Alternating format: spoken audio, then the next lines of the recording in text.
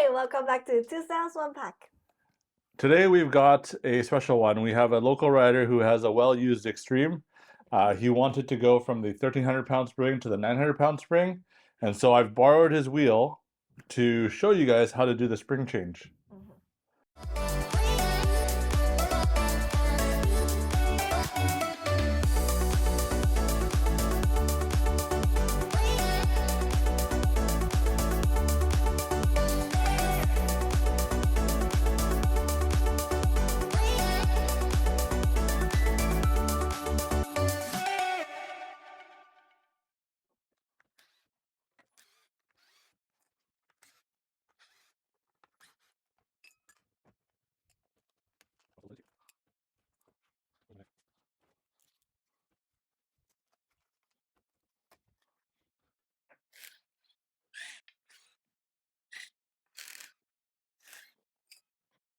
So now that we've removed his power pads, and if you've removed your fairing kits, this is what the base Extreme will look like.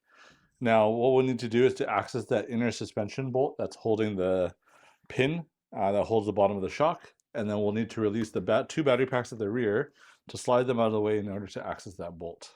So you'll want to get your 4mm hex tool to remove these two M5 screws, 2 at the top, 2 at the bottom.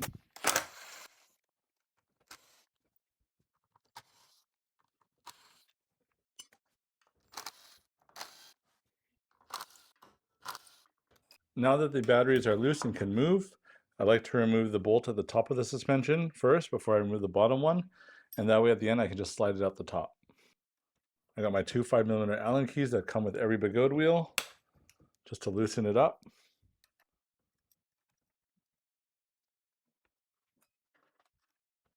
Sometimes it might be a little bit tight, so giving it a tap with a hammer or a mallet. There you go. Now just make sure you don't lose the 2 washers that are on both sides of the shock, because we're going to reuse those ones later. Now this DS200 shock is an earlier version. The ones that you'll buy now if you upgrade will look like this, where you have the compression damping and rebound damping knobs side by side. Right now the stock ones are compression here and damping and rebound there. So if you look up here, you'll see the wire here is kind of in this channel. So when you take the battery packs out, you can slide it aside, which will just give you enough clearance to work down here where the suspension bolt is that you need, or the pin that you need to remove. Okay, now that it's loose, you can go ahead and use the longer side. If you use your Allen key just to push the pin out, it'll slide right out. And now that you've removed both of those pins, the suspension can be pulled out of the wheel just like that. So right now we have the DS200 first edition shock out of the wheel, and currently he has a 1,300-pound spring installed. So what we're going to do is we're going to swap it for the 900-pound spring. There's also this tool that came with the suspension. Looks like a little metal hockey stick. We will use this to help us loosen the collar on the preload. So what you want to do is there's a silver collar, and it has these holes that go all the way around. We're going to insert it in the hole and use this to twist it in order to loosen up the preload collar to swap the spring. So because this shock is already used for about roughly a year, sometimes the preload collar can get a little bit stiff, and holding up the black part doesn't really help much because this can rotate independently of the bottom. So what I like to do is just put the Allen key here and have it wedge along a table or a surface, and this will allow you to have the leverage in order to loosen up the preload.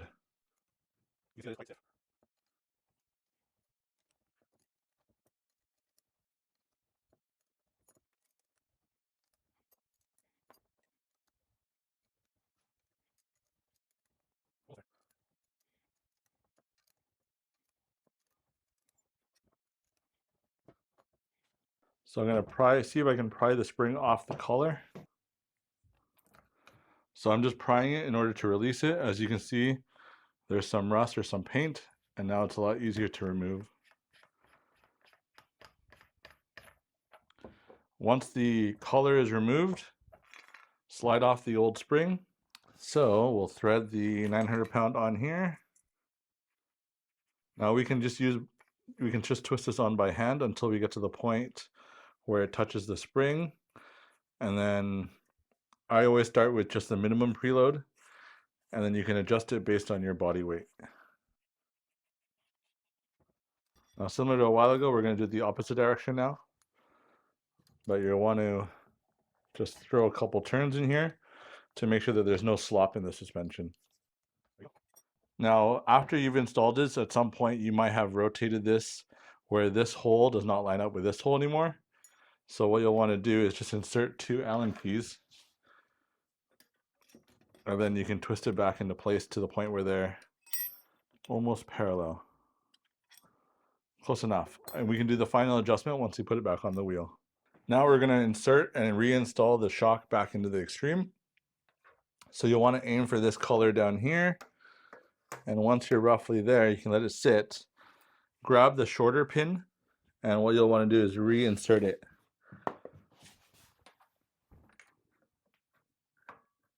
Now, as you look through the hole, you can see whether it lines up.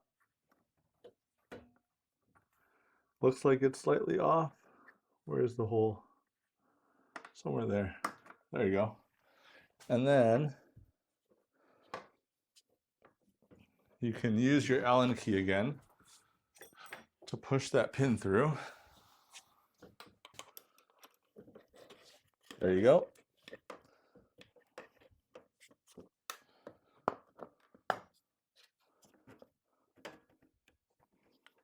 There you go.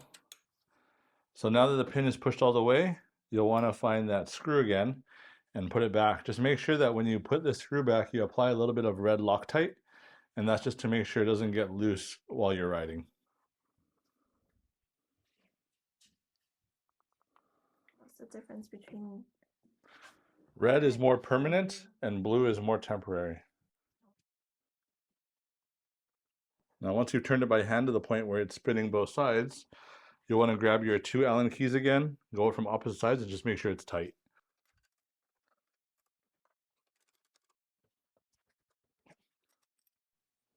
Now when reinstalling the top part, a lot of people have trouble with this because they'll notice that the hole here does not necessarily line up with that hole there. And being that it's a spring, it might be hard to compress the shock in order to make it fit because the difference is a couple of millimeters. So what I like to do is I actually like to remove this bottom pin first, install the shock on the top pin, and then I'll show you how to compress the spring in order to fit that bottom pin on. Now there is more than one way to skin this cat, but this is the way I like to do it.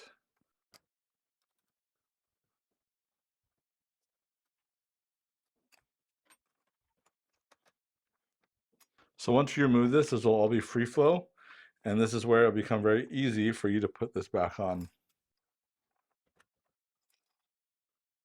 Now earlier models of the Extreme had 2 holes on the linkage.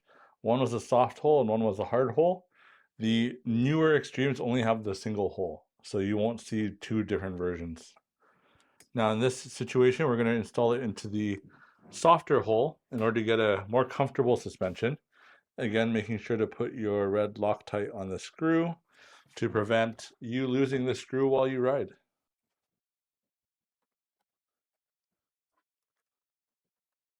Man, my thumb dexterity needs to be improved.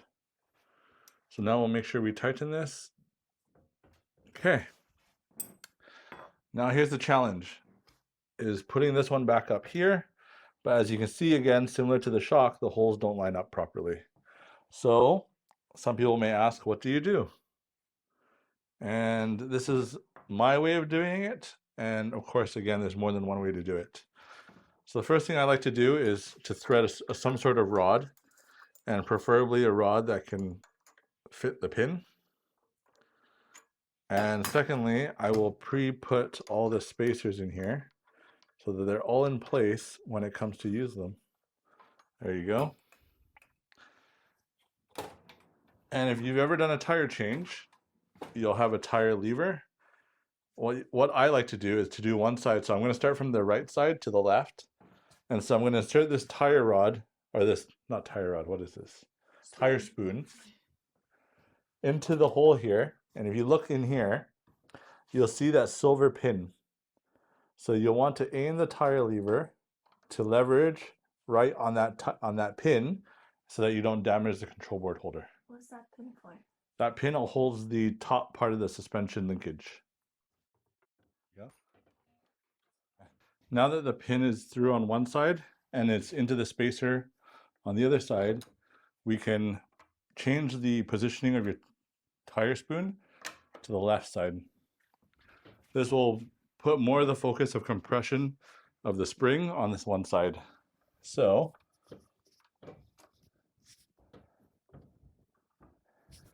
if you look on this side here, whoops,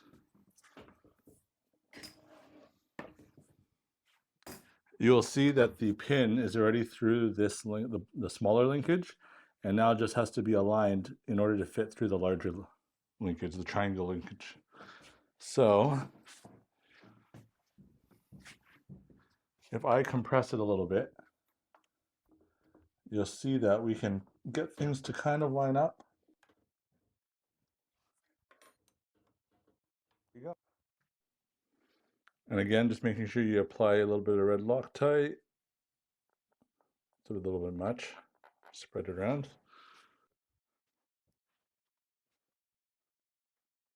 And then grab your 2 Allen keys and just make sure you tighten it.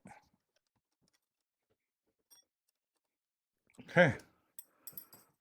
Now that the shock and the suspension are all fully assembled, we will throw your battery packs back into place.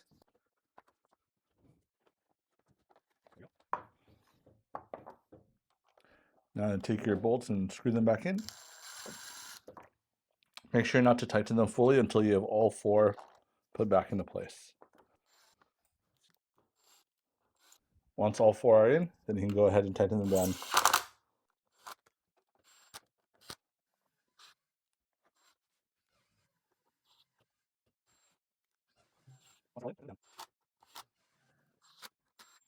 So that brings us to the end of how to change the shock of the DS200 and the spring of the DS200. Now watch our next video where we go into detail about how to adjust and make sure that the suspension is properly set up for you. It does take a little bit more effort to get it dialed in right, but once it's dialed in, it's mint.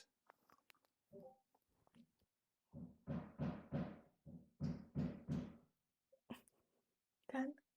You gotta say your thing. Like and subscribe and turn on your ding dong ding dong. See you in our next video. Bye-bye.